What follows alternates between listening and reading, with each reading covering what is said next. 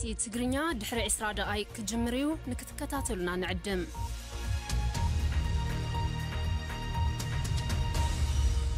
kun sagantaa BBC afaan Oromooti nu waliin tura.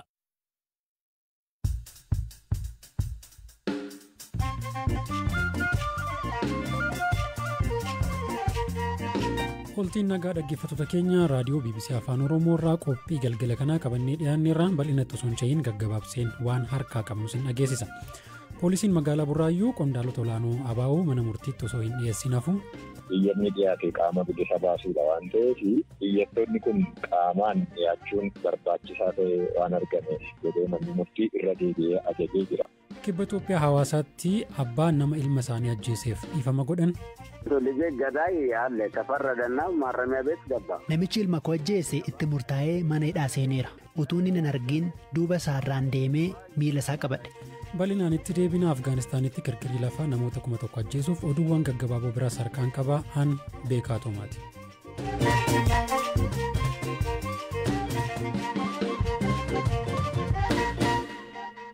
Afgaanistaan keessatti kirkira lafaan namoonni 1,000 ta'an du'anii hedduun ammoo madaa'uu qondaalli Taalibaan BBC'tti himan. Balaa bulchiinsa paaktikaa keessatti mudate kanaan lafa sigigaatee fi manneen jijjigan suuraaleen achi bahan ni mul'isu. Hirphaa gammachuu dabaleessanitti hima.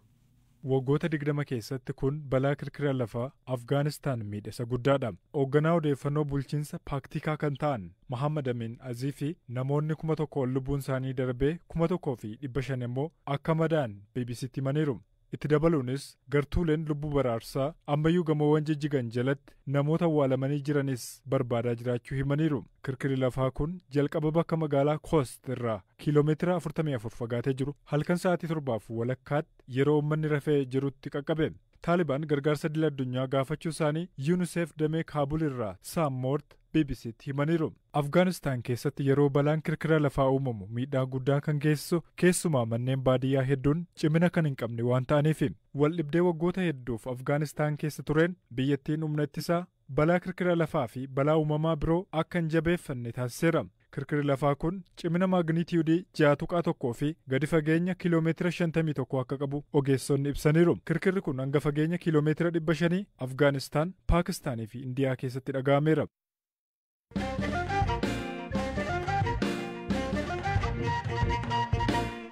Poolisiin magaalaa Burraayyuu qondaalota olaanoo adda bilisummaa Oromoo 4 mana murtii magaalichaatti akka dhiyaatan ajajame hin dhiyeessin hafu abukaatuun isaanii himan.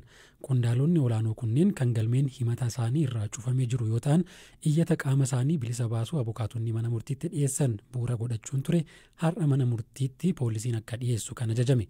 Zalaalam Taaddasaa abukaatota isaanii keessaa tokko kan ta'an obbo Damseef Qaaduu dubbisee ture. Mikaa'el Baqqalaa Daawwii Abdataa lammii beenyaa gadaa gabbichaa kan jedhaman jechuudha. Isaan kana arfaniidhaaf poolisiin akka dhiyeessu manni murtii kana jedhee ture. Mana murtii magaalaa Burraayyuu isaan jedhee ture. Haa ta'uutii garuu poolisiin hin dhiyeessine sababa dhiyeessuu hafeefis wanta nuufsee jiru. Garas hin dhiyeessine sababa ajaja mana murtii irraa raawwachuu hafeefis wanta nuufsee jiru. Sa'aatii 3tti ture.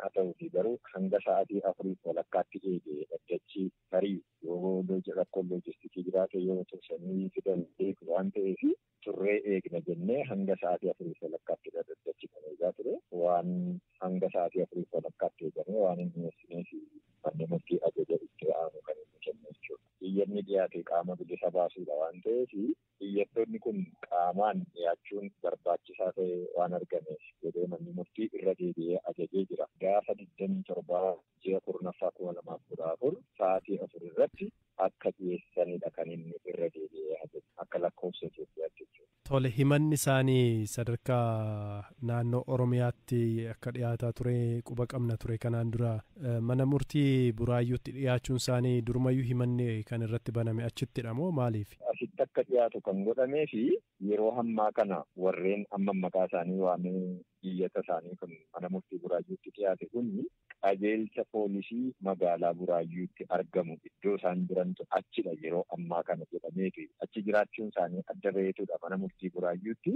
Iyyanni qaama bilisa baasuudha. Iyyanni amma dhiyaate himata osoo hin taane qaama bilisa baasuu kan jedhamu habees korpes kan jedhamu kanatu dhiyaate. Sababiin isaa kanaan dura qorannoon geggeeffamee garee kaan himachiisu jedhamee galmeen irraa cufameera yakka tokkoyyuu hin qaban jedhamanii akkaanis yeroon beellamaatti gaafatamee yeroon beellamaas kennamee xumuramee wanti himachiisuu danda'u waan hin jirreef galmeen hundumtuu irraa cufamee jira. Namni tokko immoo yakka kamirraayyuu bilisa jedhamee yakka hin qabdu jedhamee galmeen erga irraa cufameeti sababatti mana hidhaa taa'uuf hin qabu. Jarreen kun immoo yakka tokkoyyuu osoo hin qabaatiin to'atamanii taa'aa jiru waan ta'eef iyyata qaama bilisa baasuu jedhamu habees korpes jedhama ingiliffii isaa. Iyyata qaama bilisa baasuu namni tokko yakka malee taa'uu waan hin dandeenye jechuudha.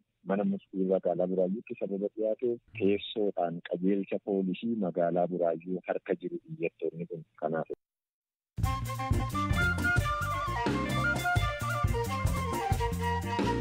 Gidduutti immoo oduu gaggabaaboon isinitti hima. Jiraattonni godina Wallagga Lixaa aanaa Gimbii ganda tolee haleellaa sanbata darbe hidhattootaan raawwatamerraa hafan gargaarsa nyaataa gahaa argataa hin jiru jechuun komatan. Haleellaa kanaan namoonni 300 siqan ajjeefamuu, manni jireenyaa hedduun gubachuu, qabeenyaa fi horiin isaanii jalaa saamamuu jiraattonni kunneen himaniiru. Paartiin badhaadhinaa ibsaarra baaseen tarkaanfiin seeraa kabachiisuu cimee akka itti fufu kallattii kaa'uu yoo ibsu, ABO fi KFO'n ajjeechaan raawwatame qaama walaba ta'een akka qoratamu ibsa baasaniin gaafataniiru. Itoophiyaa Injiinariing Giruup jalatti kaargamu warshaan meeshaalee qonnaa Adaamaa maallaqa uummataa birrii biliyoona 10 ol qisaasessee akka jiru biiroon Ooditara Muummicha Federaalaa hime. Hooggantuun Ooditara Muummicha Federaalaa Aadde Masarat Daamtee maallaqni kun liqaa fi galii gurgurtaa walitti qabuu keessatti qisaasame jechuun paarlaamaaf gabaasa dhiyeessan. Mucaan biliyeenara addunyaa kanaa Elon Musk maqaa fi saala jijjiirachuuf akkasumas abbaa ishee waliin hariiroo qabdu akka adda cituuf iyyannoo galfatte.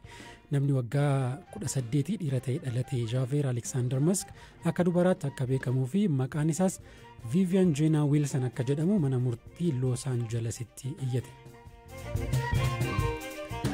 Ameerikaan hamma nikootiinis ijaaraawwan biyyattii keessatti gurguramanii sadarkaa gadi aanaa araada namatti hin taanetti xiqqeessuu fi White House kibxata akka beeksisetti murteen kun du'a sababa kaansarii dhufu akka malee xiqqeessuun galma bulchiinsa Baayiden gama kanaan qabatan ni milkeessa. Ilmi mootii Saawudii Arabiyaa Mohammed bin Salmaan ajjeechaa gaazexeessaa Jamaal Khashoggi booda yeroo jalqabaaf Tarkii daawwataa jiru. Jamaal Khashoggi bara 2018 imbaasii Saawudii Tarkii magaalaa Istaanbul keessa jiru keessatti ajjeefame. Ulleen gaggabaaboo isaanuma kana.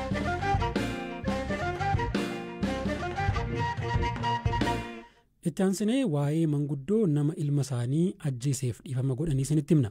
Obbo Maatiyaas Dastaa magaalaa Hawaasaa keessatti waggoota 30 hojii ijaarsa manaatiin beekamu. Caalaatti kan beekaman garuu mana isaanii keessatti waajjira xiqqoo banachuun tajaajila araaraa kennaniini. Manguddoon kun nama ilma isaanii ajjeeseef dhiifama gochuun isaanii ammoo caalaatti akka gurra horatan isaan gargaareera.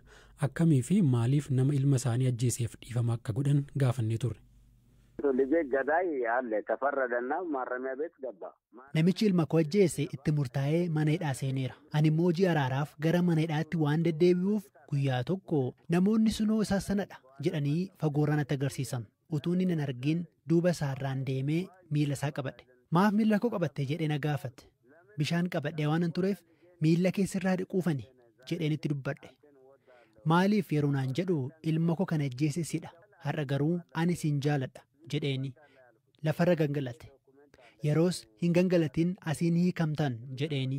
Sana booda dhimmicha gara boordii dhiifamaatti geeffamee innis hidhaaraan hiikame. Kanuma dhiifama gochuun ana miti dhiifama kan godheef Waaqayyoo gooftaa koodha malee.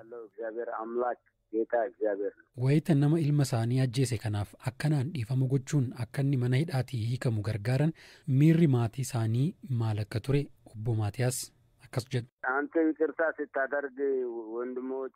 Ani yeroon dhiifama godhuufitti obboleonni isaa fi maatiin kee biroon sitti mufatanii jedhanii kan na gaafatan turaniiru. Anis isaan hin beeku. Amma kan sammuu koo na ajajaa jiru akkan dhiifama godhuufidha. Isa kaan Waaqayyootu beeka jedhen deebiseef.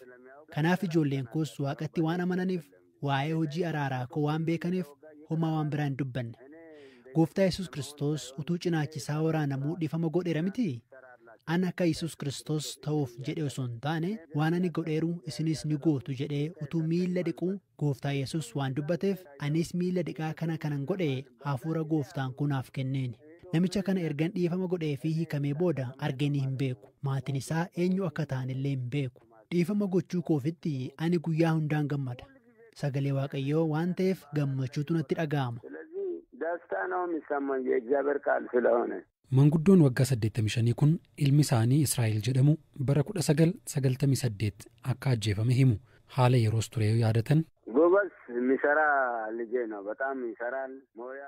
Ilma koo isa cimaa ture, dandeettii qaba ture, baay'een jaalladhaani. Intala kutaa 11ffaa birattu qaba ture. Ajjeefamuu isaa kanan dhaga'e halkan sa'aatii 5tti ture. Namni bakkeetti wal loluu dhaga'ee gurbaan gad ba'ee ture. Yeroo sanatti haati warraan koos lubbuun turte. Namoota kaan waliin gara bakkichaatti fiiganii deeman. Aan gad jilbeeffadheen waaqa kadhachuu eegale. Sanoo booda yeroon achi ga'u poolisiin ragaa sassaabanii qorannoof gara hospitaalatti geessanii akka laalluuf nuuf eeyyaman. Obbo Maatiyoos waajjira araaraa qe'ee isaanii keessatti banatanii tajaajila kaa'ee galan osoo mucaan isaanii hin ajjeefamiin naannoo bara 1995 ture. Ergasii namoota wal dhaban hedduu araarsuu himu. Namni himata dhiyeesse yeroo gara waajjira koo dhufu jilbeeffadheen miilla isaa dhiqa. Maanguddoon akkanaa namni hojii koontiraaktara hojjechaa ture abbaa ijoollee kan ta'e akkanaan miilla dhiqu jedhanii tole jedhu.